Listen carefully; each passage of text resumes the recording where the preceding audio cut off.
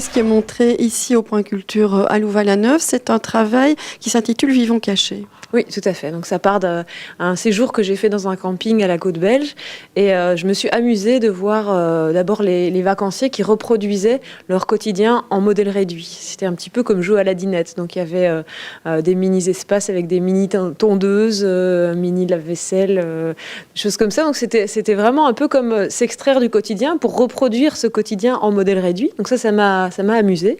Et puis il y a eu... cette volonté parfois des campeurs de vouloir vraiment clore leur espace et bien délimiter leur espace. Alors que le camping, c'est la convivialité, on entend son voisin dormir, jouer, ronfler, faire la fête, mais quand même, visuellement, on va quand même essayer de s'isoler un maximum. Donc ça m'a fait un petit peu sourire, ce paradoxe.